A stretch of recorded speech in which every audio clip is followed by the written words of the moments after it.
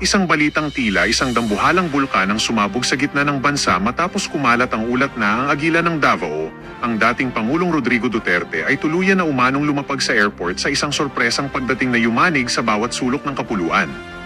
Ayon sa mga impormasyong ating nasagap, hindi na magkamayaw ang milyon-milyong Pilipinong dinumog ang paliparan na tila isang buhay na dagat ng mga tao na humaharang sa bawat daanan habang ang nakakangilong hiyawan ay bumasag sa katahimikan ng gabi. Ito na nga ba ang hudyat ng pagbabalik ng tinaguriang tunay na Lodi, habang ang bawat segundo ay puno ng panganib na tila mitsa ng isang bombang handa nang sumabog sa harap ng sambayanan. Nagulantang ang buong mundo at tila huminto ang ikot ng mundo sa nakakashock na revelasyong ang buong Malacanang ay kasalukuyan ng nayayanig sa tindi ng tensyong bumabalot sa bawat sulok ng palasyo. Maririnig daw ang malalakas na kalabog ng mga pinto at ang walang humpay na takbuhan ng mga opisyal habang ang Pangulong Bongbong Marcos ay balitang kinabahan at hindi na magkandamayaw sa tindi ng kaba matapos mabalitaan ang hindi mapigil na puwersa ng masang sumalubong sa kanyang hinalinhan.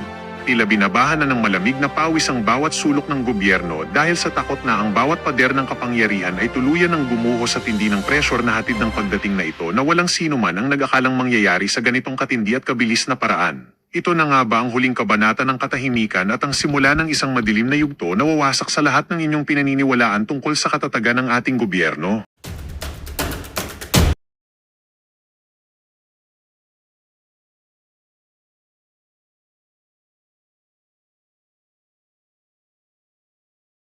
Pigilan daw ng gobyerno. Wow, galing-galing-galing na naman, di ba? Gobyerno na naman ni Marcos. O, dapat dito sa mga choppers na to, kung talagang gusto nilang panagutin to si Zaldico, kunin na lahat. Sabi ko nga kanina, lahat, designer, sunugin, yung mga kotse, sirain, lahat. At itong mga pag-freeze sa mga account nila, pagkukuha sa mga pera na yan, dapat talagang ibigay yan sa taong bayan. Pero again, hanggang balita lang naman yung mga yan, i-headline lang, tapos makakalimutan nyo na, mapagtatakpan nyo na, tapos yung pala, hindi natin alam, na unfreeze na naman yung account nila, nakuha na naman nila dahil malakas sila sa bangag administration. Kahit ano pang sabihin ni Marcos na hindi siya mag-medal dito sa investigation, sa ICC, sa Independent Commission na ito, mga kababayan, ito ay isang malaking kasinungalingan. Okay? Yun nga, sabi ko nga, may mga bali-balita na mga umuugong-ugong. Itong si, sinabi ni Meow Meow Meow. Okay? Sabi niya, bakit parang once a week laging may bagong kuna na babalitaan? Anyari dyan sa AFP.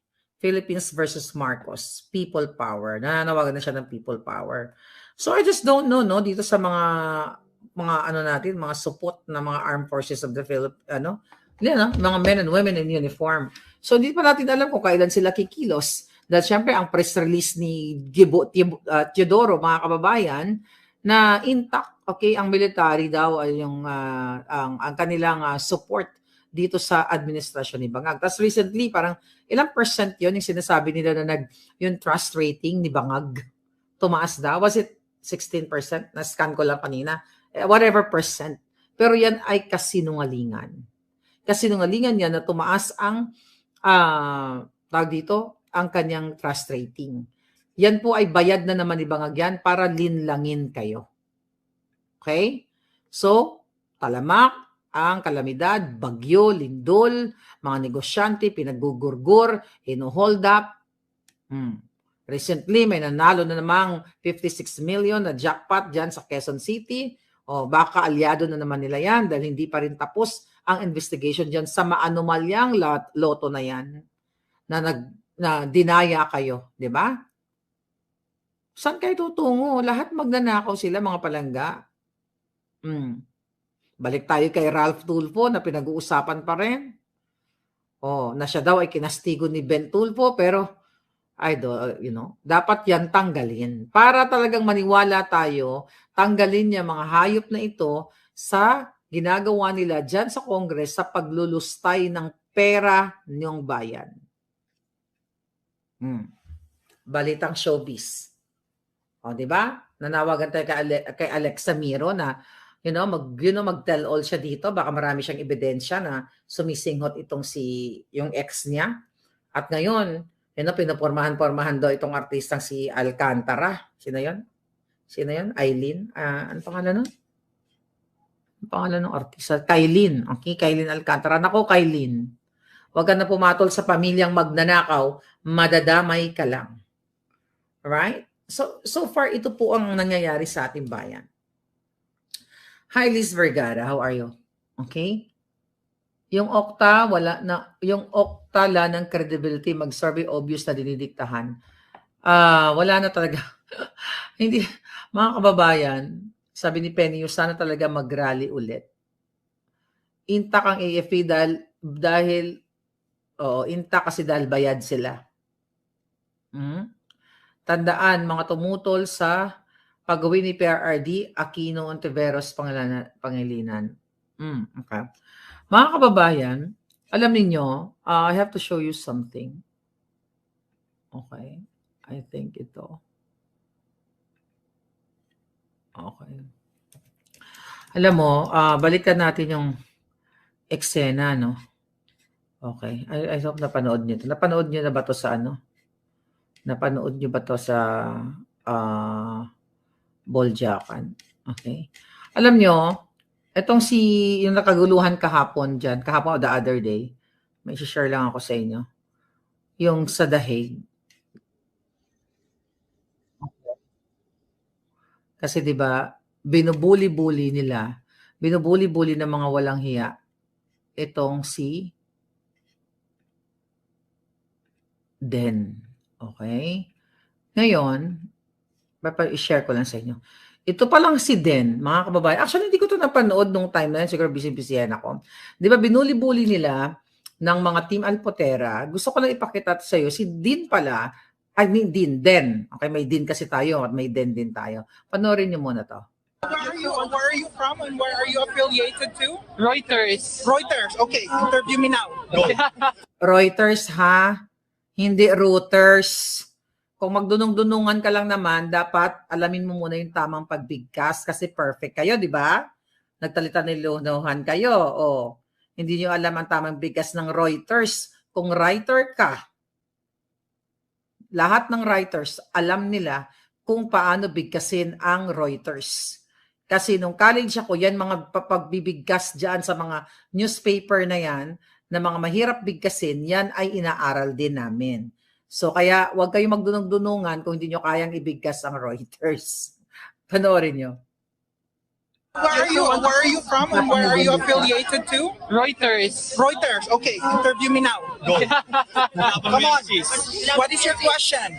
How do you feel right now seeing your former president going? We are enraged because we love President Duterte.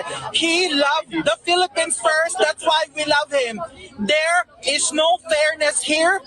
ICC doesn't have any jurisdiction in the Philippines. We are no longer, and we are not part of the International Criminal Court, and the International Criminal Court doesn't have any jurisdiction in the Philippines. We insist and we give our petition to release Duterte because he did not receive there's no proper jurisdiction and he did not receive due process. He was illegally taken from the Philippines. They kidnapped him going here in the Netherlands. That is not how you were saying we should follow the rule of law, but the ICC themselves, they're not following the rules to give him due process.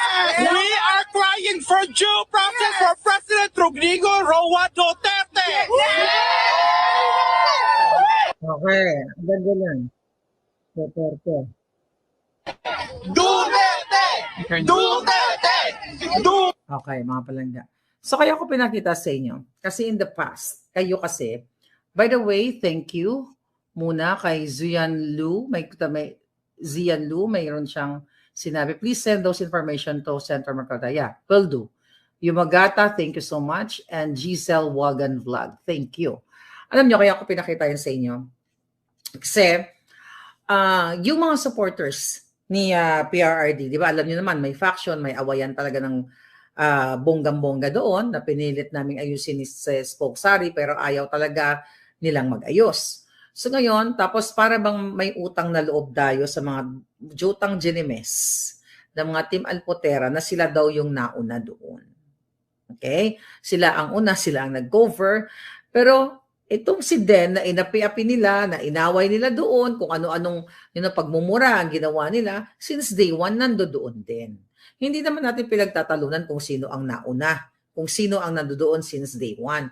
Kaso lang, yung minsan nababasa nating comment ng mga trolls nila, para daw magpasalamat pa tayo dito sa Team Alpotera kasi nauna sila. So kaya pinakita ko yung information na yan, na hindi sila ang nauna. Si Den nandoon na. Pero hindi siya nagbidabidahan. Okay? Hindi siya nagbidabidahan, hindi siya nag-vlog, hindi niya ginamit yung opportunity na yon kasi hindi naman daw siya vlogger, hindi niya naman intention mag-vlog. Tapos sa kabila naman ng kahit hindi siya nagba-vlog, kasama siya lagi sa event na nagpaplano, nag-host siya and everything. So, gusto ko lang buksan ang inyong kaisipan na supporters ni PRRD. Hindi po ito paunahan. Actually, hindi ito paunahan kung 2015, 2016 ka nag-umpisa, which is yan ang naratibo ng mga Team Alpot na bumibika-bika ka para ibenta ang kanilang kaluluwa. At you know what? May nalaman pala ako na itong si Team Alpot ay dumidikit doon sa kaibigan ni Pangulong Duterte, na may aviation business. Bakit Alpot? Bumibika-bika ka rin ba doon? Yun ba ang nag-sponsor sa inyo? Kaya kayo nakarating? Kaya kayo may pang-shopping? Kaya kayo ay nakapag-business class? Diba? Kasi may edad na rin to yung kaibigan ni Pangulong Duterte. Yun ba ang nag-sponsor sa'yo? Ibinika mo ba ang bilat mo habang si Pangulong Duterte ay nakakulong? Kaya kayo ngayon ay what? Nagsiga-sigaan dyan? Dahil kahit kayo yung mga jobless? Balita ko, nagbibenta ka daw ng ginto, Alpot. Saan ginto? Saan mo ninakaw yung ginto? Hindi si Chavit. Walang kinalaman dito. Okay? May nag-send lang sa atin na yung kaibigan ni Pangulong Duterte, nilalandi mo, Alpot. May edad na rin, matanda na. May aviation business. Nilalandi mo para makakuha ka na naman ng pagkakataon. Hanapin nyo, nandoon, nung kaguluhan nandoon. Yung asawa niyan, I don't know kung may asawa ba yan. Mag-ingat-ingat po kayo. Dahil itong Alpot, talagang lahat ng mga matatanda niyan gusto niyang bikakaan para magkapera. Panibago yan. Nandoon, hanapin niyo sa video. Okay? Ang tanong ko, yan ba ang nag-sponsor sa inyo? May aviation business eh. Jobless nga sila, di ba? Tapos may nakita kasi akong video, but I cannot post it right now. Okay? May pa-chancing-chancing ka, ha? May pa-emote-emote ka. So talaga bang ang bilat mo, talagang inahain mo sa mga Masyonda Bells? Patayan to. Hindi. Sa mga Masyonda Bells, di ba? Akala ko ba si PRRD lang ang one and only kaululan mo. Tapos kumakaripas ka na naman sa panibagong Masyonda Bells dahil may pera? Hanapin nyo yan. Mag-research kayo. Doon sa taong yon, buhay mo yan. Doon sa matanda, buhay mo yan. Pero gusto ko lang sabihin, yun ang katotohanan, mga palangga. Yun ba ang nagsisponsor sa inyo? Maliban kay Mangga. Yun ang katotohanan. Kaya sila nagsiga-sigaan dahil may mga handler sila. Dahil may mga nauuto sila. Alam naman yan ng siblings ng mga Duterte. Ang ginagamit nila ngayon, nag-o-optics sila. Dinidikitan si Zimmerman, dinidikitan lahat ng mga kamag-anak ni PRRD, picture dito, picture doon, para sabihin nila sila ang malapit sa mga Duterte. Hindi naman yan ang basihan natin. Sabi ko nga, mga kababayan, million ang supporters ni PRRD na hindi niya pa na-meet, pero they're there. Hindi porket may picture ako kay Day Sara, ako na ang super close o ako na ang malapit. Hindi ko ginagamit yan. Yung mga picture-picture namin ni Inday Sara. I'm just an ordinary supporter. Pero ito mga Alpotera, ginagamit nilang what? Ginagamit nila yung mga optics nila para lokohin yung kanila mga supporters. So nandoon, okay? Nandoon si Yeah, gold digger, sabi ni Sen, nandoon yung senior citizen na nandoon na katabi ka, no? Nagsunod-sunuran kay Alpot. Nako, pero buhay mo yan. Doon sa negosyante na yon, I don't give a damn. Okay? I'm just saying. Okay? Kung nagbibigay ka ng pera kay Alpot, wala naman kaming problema. Pera mo yan. You know, kung nagbibigay ka sa Team Alpotera, wala naman problema kung nagbibigay ka, di ba? Pero ang question ko lang, magkano kada bukaka? Kung bumubukaka siya. Hindi si JV, may asawa yun, nandoon kayo talaga. Yun lang, mga kababayan. So, ang sinasabi ko dito, dun sa nangyari kasi sa The Hague, nakita nyo naman, ako inaano ko na sa inyo yun binibigay ko na sa inyo ang desisyon. Kasi sabi ko nga, nasa tama naman kayong kaisipan para makita ninyo kung sino ang talagang nambuli. Kung sino talaga ang walang hiya. I wish makuha natin yung statement nila Den, nila Jessica, yung mga taong nandoon, kung ano ba talaga, although nakita natin yung mga eksena, saan ba sila nanggaling, itong mga taong ito, na na-meet ko na rin naman sila, para sila ang makapagkwento. Alright? Pero isa lang ang malinaw, si Alpotera na leader ng lahat ng mga kabigaan at kalputan, dinidikatan lahat ang mga Mashon the Bells. Di ba? Okay? Ano pa?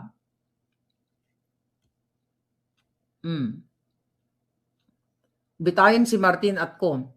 Sabi ko nga palangga, lahat ng angka nila, kung pwedeng gurgurin, kung may batas tayo na lahat ng angka nila ay, magurgur. Parang katulad sa China, di ba? Recently, ang China, meron silang government official na bibitayin. So, dapat ganun sa atin. Lahat magnakaw, bitay ka agad, gurgurin silang lahat. Siguro maging happy ang buhay natin, sa Pilipinas. Hi, Donato Marcelino, daho yung thunders na nilalandi ni Alpots. Ewan ko palangga, may nag-send lang sa akin, kaya sabi ko, grabe talaga to si Alpot, Dinidikat-dikatan niya yung mga kaibigan ni PRRD. Matagal na raw to kaibigan ni PRRD. Basta may aviation chuba-chuchu. Marami naman kaibigan si PRRD na may mga aviation company. Itong si Alpot nga alap-apon, talagang iba. Talagang ang puhunan niya, bilat niya. Hindi nahiya sa mga anak. Isang dosena ng anak mo dahil hindi ka pa nahiya. Di ba, iniiwanan mo yung mga anak mo. Gusto mo mag-alpot-alpot dyan sa dahig. Gutesa nasa kampo ng Marines. Talaga? Nandoon ba? Kung sino sinetch ito, di malaman natin sooner. Basta magmasid kayo dyan sa dahig, Magmasid kayo sa dahig kung sino dinidikitan niyang matanda. Kasi ang hilig pala talaga niya sa matandang may pera at may mga negosyo. Diba? Imagine mo, papakita yung ni PRRD. Alpot gid, sabi ni Marie Basco. Well, buhay niya yan. Pero ang problema kasi, gumagawa sila ng kaguluhan dyan sa dahig. Nagbidabidahan sila, diba? Dahil may mga sponsor sila, meron silang Amy Marcos. Kaya nga, diba, inaway nila, talaga pinrevoke nila si Den, dahil nga yung grupo nila din, dahil naloka sila, dahil may mga Marcos signage, itong sila din. Na ever since, maisog time, DDS na sila, 2016 pa lang. Na kahit anong gawin nila, yan talaga yung mga legitimate supporter ni PRRD. Lahat naman tayo legitimate. Hindi naman porket wala tayo sa dahig, hindi tayo legitimate o hindi tayo organic.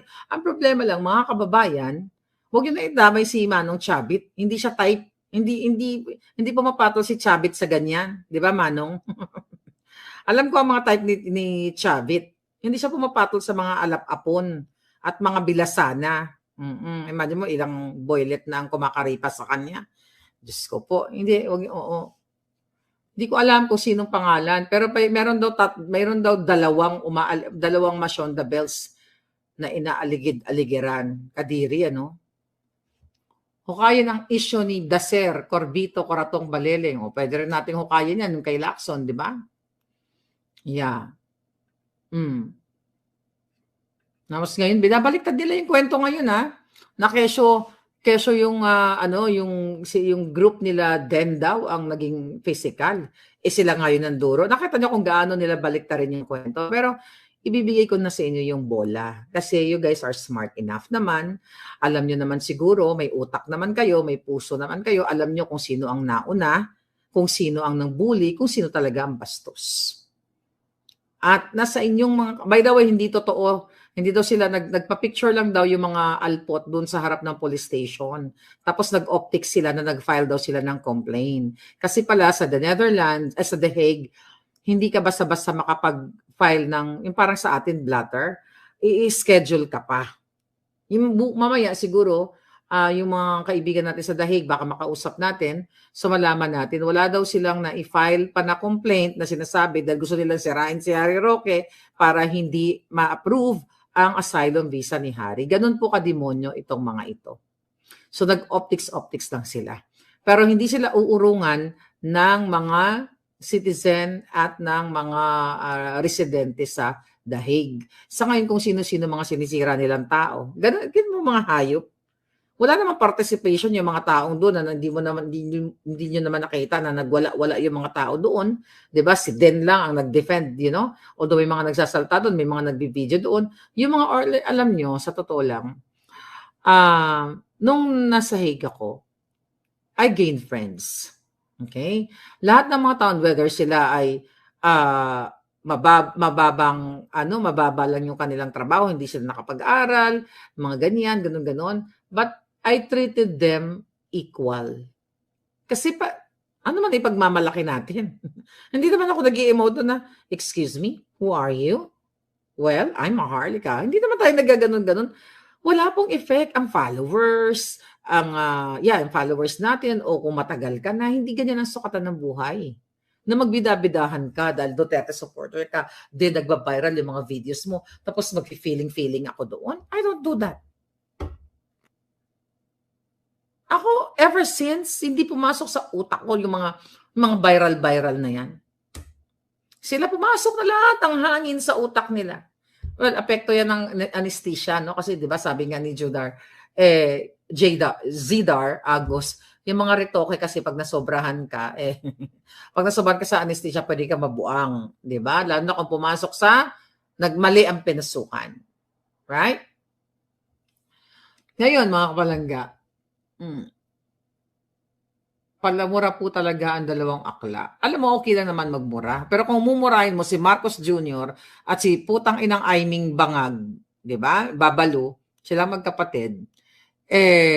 Matutuwa tayo. Pero ayaw nga nila murahin, kaya nga sila nagalit kay Den kasi feeling nila hinijack daw ni Den yung event nung Friday. Hindi yung nakaraan na nag-away sila.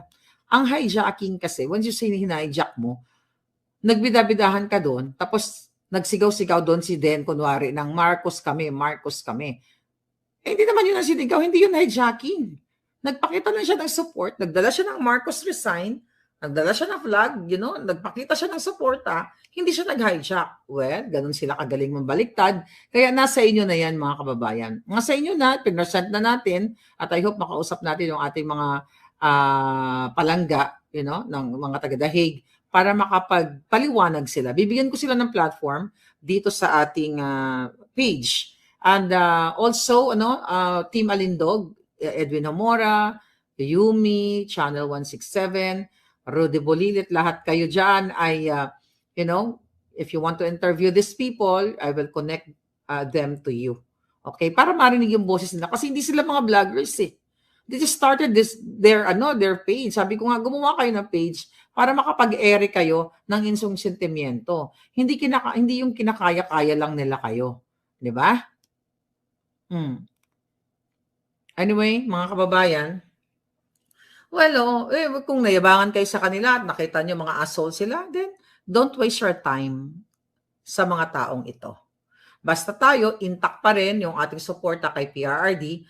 Ang wish natin na makauwi na siya as soon as possible. Ako, ipagpapatuloy ko yung mga expose natin. Katulad ngayon, nakita nyo, bonggang-bongga yung expose natin ng first part, di ba? Okay. Charlene Yumol. Okay. Ay, Charlene! Ikaw ba to, Charlene? Kwento about si Charlene, yung dinuro-duro ni nung naka-blue. I'll tell you about these people. Charlene and Jason. Sabi ko nga, people come and go. sa buhay natin. Nung nasa higa ko, sabi ko nga, ang dami kong na-meet. Hindi ko kayo lahat matatandaan. Pero, pag nagkita ulit tayo, lalo na kung pumunta ako sa bahay niyo, matatandaan ko kayo. Pero sa everyday, nakakalimutan ko sa dami ng mga pinaglalaban natin. Si Charlene, I like alam nyo yan, yung love story ninyo, hindi ko makalimutan yon. Love story to ni Jason, yung pagtrato mo sa amin, na kahit na sinurprise namin kayo, doon sa bahay ninyo na tumawag kami, pwede ba kami makikapi dyan, di ba? So tinanggap nyo kami. I appreciate that so much. Hindi ko yan makalimutan. Kaya nung nakita kita, Charlene, na dinuro-duro, hindi ka kita agad na-recognize. Kasi ang daming tao, di ba? Kaya nga nag-asa ko, sabi ko si Charlene ba, yun ba yung pinuntahan namin sa bahay nila, At nakita ko kung paano ka babuyin. So, i-pursue mo yan, Charlene, at any husband, okay? Any husband sa mundong ito ay gagawin na ipagtanggol ang kanyang asawa kapag ginuduro-duro na. Sabi ko nga mga